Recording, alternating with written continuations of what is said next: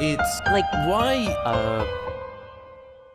I'm trapped in an existential nightmare, caged at the intersection of two mediums which openly reward mediocrity, created for people who want nothing more than such. YouTube, which has spent so long encouraging creators to chase the form of their content, which most resembles a 24-hour live stream of their lives with a minimum production value of coherently watchable, and anime, which apparently encourages CGI crowd shots in the first 5 minutes of every fucking new show. You ever have one of those embarrassing moments where you're trying to show one of your parents anime? Like, hey, this show's really cool, it's got a really interesting plot, it's got like the best character development I've ever seen, and then you put on episode 1 and are reminded what you had forgot, that there is goofy ass CGI crowd scenes all over the fucking show.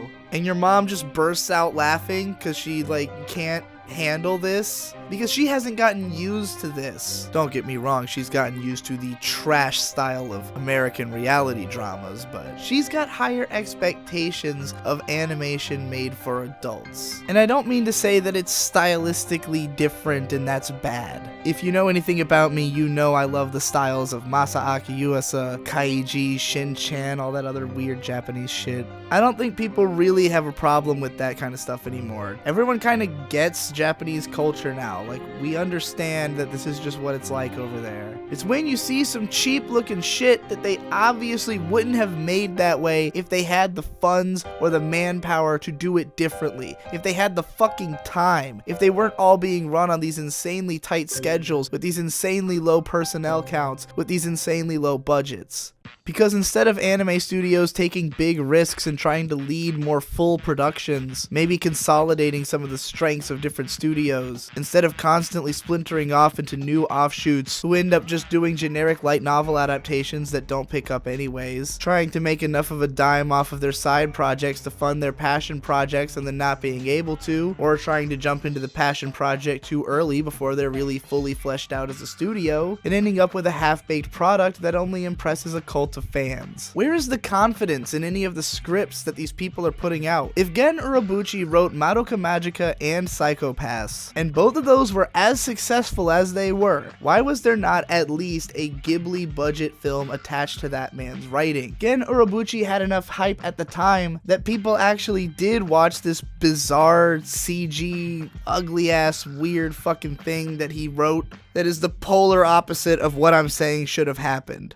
Like, in the 80s, you had Mamoru Oshii, and this dude was directing these crazy cinematic experiences with the second Urusei Yatsura movie, some of the earliest OVAs like Dalos, Go Senzo Sama Banzai, and Angel's Egg, which is a fucking art house masterpiece and a classic. And then he gets to step up to Production IG, which is like the forefront of animation quality in OVAs and TV shows at the time. And there he gets to handle Patlabor, and that's a big success. And that's why he ends up directing Ghost in the Shell. And this film is so beautifully crafted that it becomes a worldwide phenomenon and is still celebrated to this day as a classic film, even outside of anime circles. Now, Urobuchi Gen may not be as much of an art house maniac as Mamoru Oshii over there, but the man's global appeal is without peer. This guy was writing the biggest shows year after year, and somehow the industry let him slip away to go do a Kamen Rider show, and then like this awesome fucking puppet show, which I mean, that was just Gen Urobuchi using his clout to do whatever the fuck he wanted.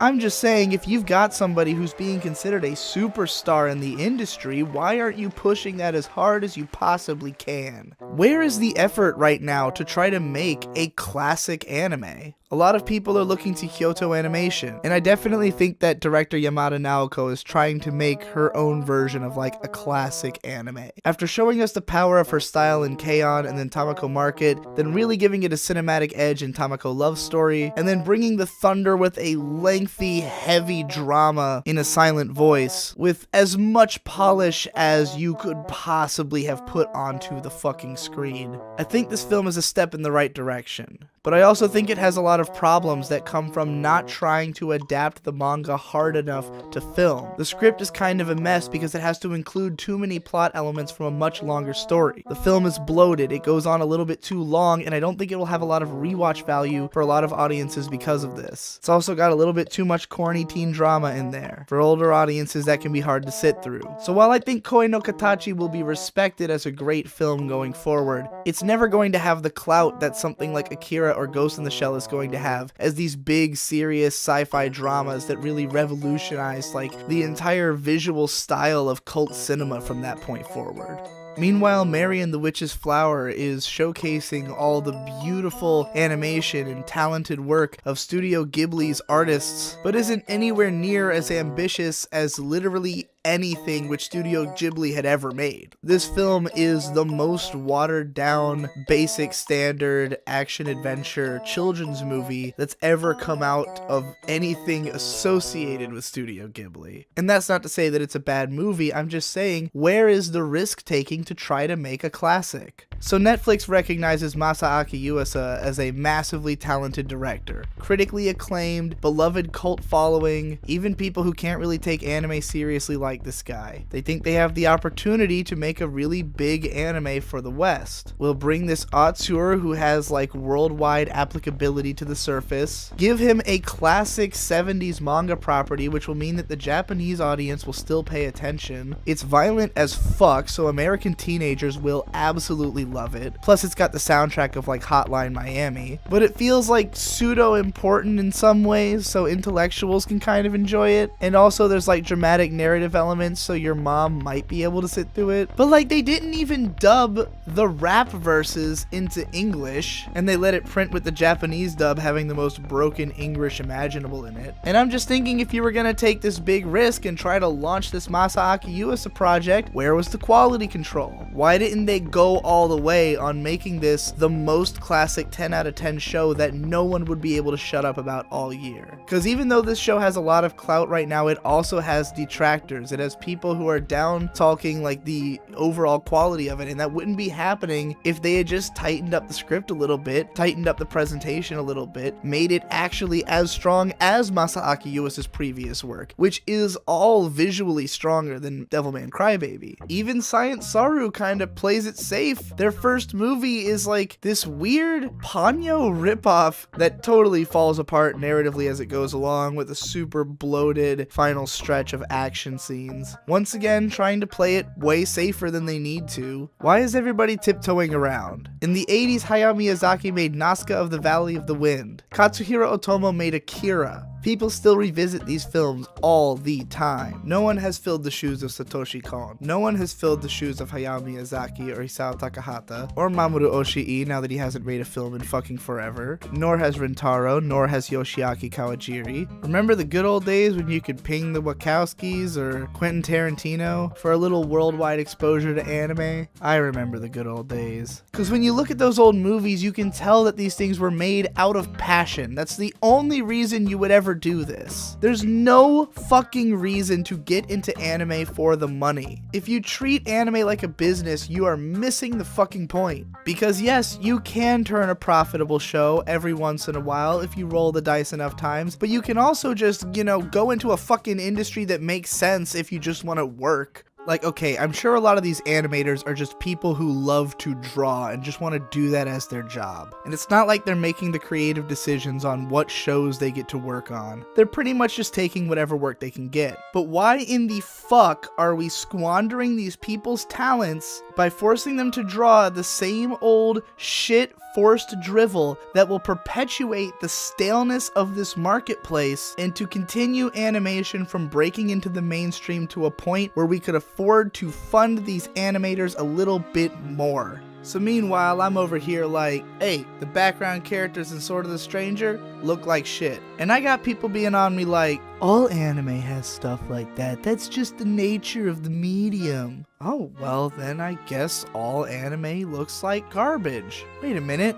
I seem to be having a flashback to a scene from Ponyo, where there were 3 huge boatloads of people and all of their faces are drawn accurately. Sure, not in much detail, but accurately. In fact, every face is drawn accurately in that movie. It's almost like it's possible to draw every face in a movie correctly before it comes out. Let me posit a theory as to why the background characters in Sword of the Stranger did not have their faces drawn correctly. The key animators had finally finished all the fight scenes, everything was laid into place, there just needed to be a lot more time for rechecking and polish. But since the film was essentially done and the good looking parts look good, because most audiences probably won't recognize this level of discrepancy in quality, but it's going to be far enough above what they are used to, and there's going to be enough obviously impressive stuff that overall the movie will be impressive.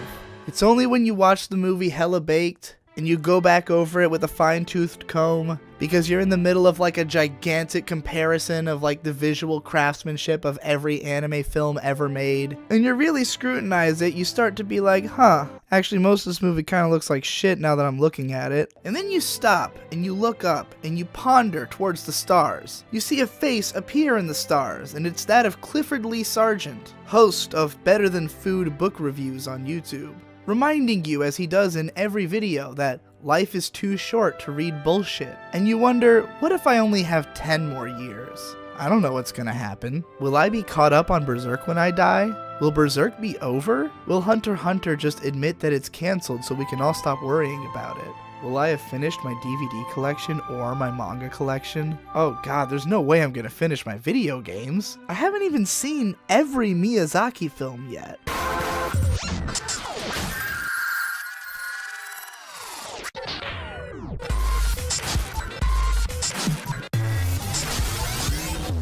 Check this out. So a few months ago I made a list of like every single film that came out in the 70s and 80s, as well as every single 80s OVA, because OVAs only came into existence in 1984. What I have found is that the 80s was in fact the greatest decade in anime history. That's because over the course of this decade it seemed as though what was incentivized was to make the best possible product. Hayao Miyazaki showed up in cinemas in 1979 and then started one-upping himself every couple of years. Otomo wrote a masterpiece manga and then adapted it into a masterpiece film himself, setting the stage for the globalization of anime. Madhouse is established and starts cranking out art films. OVAs, after they started to really pick up steam in like the later 80s, just got crazy with their production values and experimentation.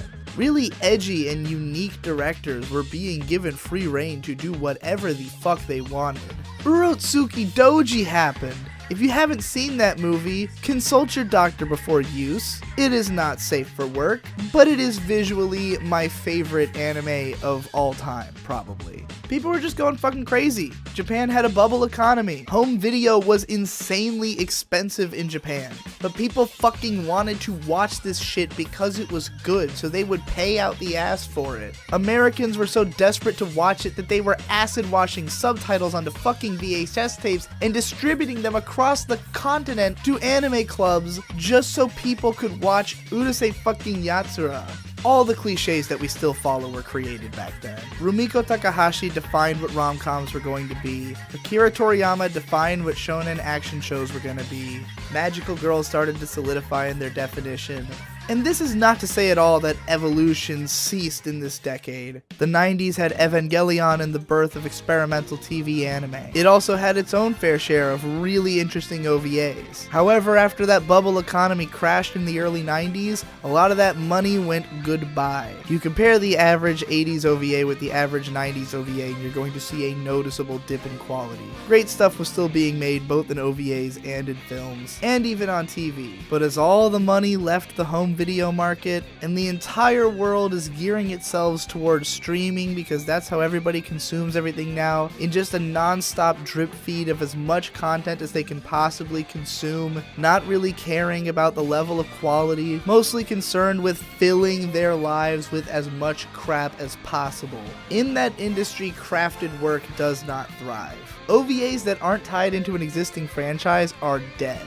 Anime films are struggling to hold on after they lowered the bar for themselves considerably at the end of the 2000s. We've got people doing interesting stuff. Kizumonogatari is like an anomaly that this is possible, but good luck finding any of it after you dig through this just endless torrent of new crap that's getting cheaper and cheaper every fucking season, and there's way more shows and way more studios every time I look at a mal list. I don't even think this is a terrible season. I enjoy Pop Team Epic, I enjoy Mitsuboshi Colors. I mean, these are cheap shows, they're mostly carried on their laughs, and like, comedy is going to survive in a landscape like this just fine. It can thrive in simplicity and abstraction. Probably why my end of year lists are almost always overloaded with comedy shows. Because spending 5 minutes watching Galko-chan, or I Can't Understand What My Husband Is Saying, even though it's cheaply made, it's got a real strong, real sincere concept behind it. It doesn't just feel like mass-produced garbage, and it's not insulting you by taking up 25 minutes of your time making you look at something that isn't really sold on a visual component in the first place. And goddamn if they didn't finesse it as much as they could while keeping it cheap. The color choices were perfect, the character designs looked great. This is like the perfect modern anime,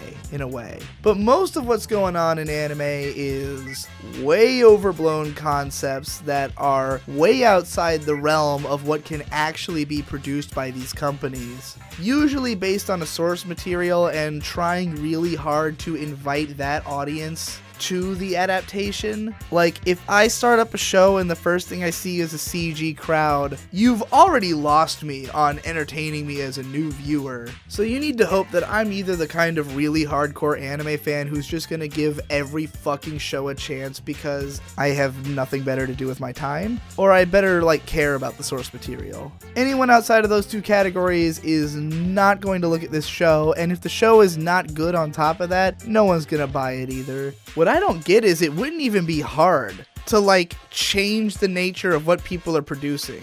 If a producer walks up to an anime studio holding a light novel, there should be someone there to slap it out of their hands and then slap them in the face and tell them to get that fuck shit out of here and bring on that good shit. And those people need to come back with something with a little bit more originality and spark and obvious marketing potential to a group outside of the tiniest fucking niche imaginable. Like, why do you have to make anime for anime fans? Do you actually want to be working on these fucking shows? Did anyone get into the anime industry so that they could work on Death March to the Parallel World Rhapsody? I think not. They shouldn't have to make that show. We shouldn't be subjected to that show. That show blows dick out of ass. Why don't you get on the internet? Go on Pixiv and find some artist who does all their stuff in like this really specific aesthetic that's really popular. Maybe like a vaporwave kind of look, something that's really in and trendy with the hip young fucking kids. Match that up with a screenwriter who's proven themselves with some cult hits and make something low key with it. You don't need to make a fucking action show to sell to an American audience, or any foreign market for that matter. Those are just the only ones that anyone's fucking tried to sell. You don't have to make it look like anime.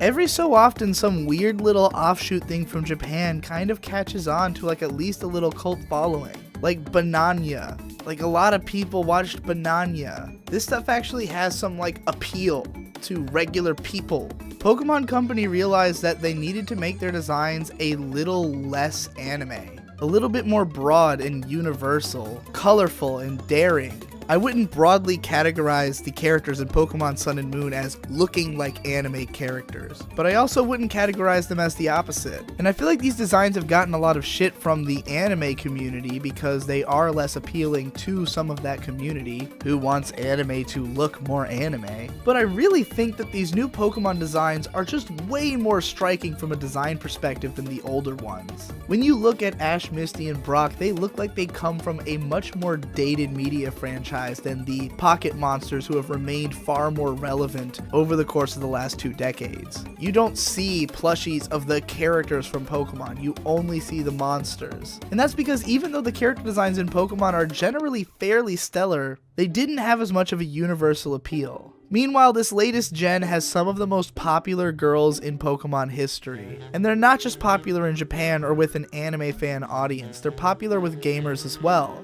because they don't just look like anime characters, even though they are. They're just a new and inventive and exciting type of anime character that has a more broad influence. This is what happens when animators do as Hideaki Anno famously advised and look outside of anime for inspiration. The anime industry needs to stop copying itself because itself is a failing industry. Itself has been trying to determine what content is safe and then produce as much of it as possible, with results so inconsistent that the practice is questionable in the first place, and all trying to milk dry the same core audience who can't possibly have enough money to fund 60 fucking shows every season. Anime needs to consolidate and diversify. It needs to try to appeal to more people, and it will have an easier time accomplishing this by consolidating its talents, instead of spreading animators thin across an infinite myriad of shows, all with complex production schedules and clearly diminishing budgets.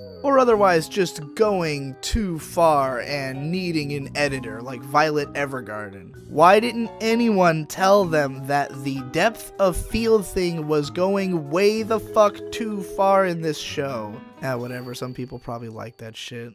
Look, I come from the land of YouTube, where the sun is not shining and the grass is not growing. Everyone's losing money. The people in charge of the website keep making decisions that ultimately hurt content creators, and in turn hurt the audience by making it more difficult for the people who make quality content to continue living, and making it easier for the people who make shit content to churn it out ad nauseum. It's a sinking ship, at least for the time being. If the tide can be turned and YouTube can make decisions which will allow them to reinvent themselves and grow into a creator-friendly platform, maybe there's a chance we can all make an even better living off of this than what we currently do. But right now everybody is really struggling to grow, everyone's struggling to maintain ad revenue without significantly watering down their content, and everyone's teetering on the edge of just getting deleted off the fucking platform, or secretly blacklisted from monetization because you were a little bit edgy or something. And yet in spite of this, all of the YouTubers coming into the game right now are trying to do the same old shit. Everyone's chasing search engine optimization. Everyone's watching the current news shows as they come out, commentating on whatever becomes a big deal,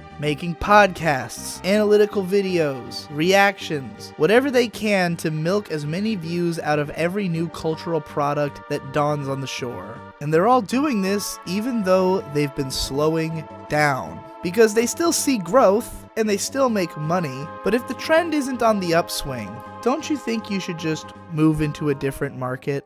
I view Devilman Crybaby as symbolic. Masaaki Yuasa teamed up with Netflix because he realized that it was not in his best interest to market his show to a niche audience of Japanese anime fans, nor even to the broad general public of Japan. He knew that the best way to market this show was internationally, because it was a product and he geared the product towards that audience. And while Netflix did not keep up their end of the deal and make sure that this show actually made sense for a global audience, nonetheless, this show matters because it does not take most of its influence from other anime. It does not feature stock assets. It does not feature stock character designs. It is not limited by what is allowed to be shown on Japanese TV. And yet, it is tuned in to what people actually want right now. Even though this overwhelming level of sex and violence is not permitted on TV, it is what people want right now. We are in a culture of increasing sexual openness. An adaptation of a classic manga about the apocalypse comes out just a couple of weeks before the doomsday clock is set to 2 minutes to midnight.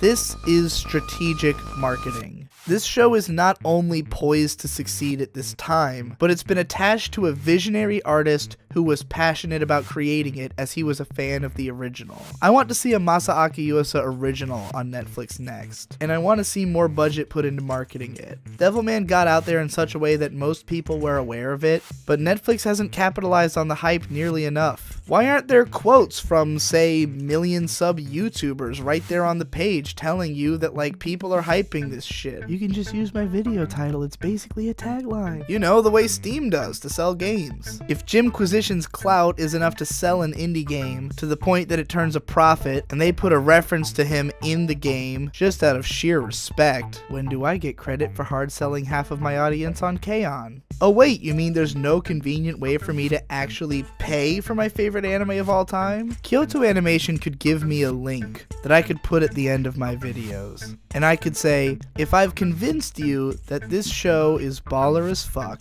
and that they deserve to take all of your money, follow this link and click this button that will give them $5. Probably make a few $1,000s off of me making one video. I make a few $1,000s off of me making one video, and all I'm doing is talking about the show. You don't even have to pay me to do this. I will do this for free for my favorite shows, but I will not peddle a fucking piece of plastic garbage. I'm sorry. I just found out about a YouTube competitor called DTube that pays you for watch time in cryptocurrency and counts watch time in terms of how much money you made. I'm gonna check that out. I'll put a link below. Let's see if we can topple the organized systems together. Fuck YouTube! Hell, I can even let my buddy Hentai Samurai post on there since it's got NSFW enabled. And my wife can come too. She makes YouTube videos now. If you just want to hear me bitch and whine about the anime industry some more though, then click all these other links on screen and watch everything else on my channel. This is all I do. I either smoke weed and watch good anime, or I smoke weed and watch bad anime and wonder why I'm not watching good anime. That's the life for me. Goodbye.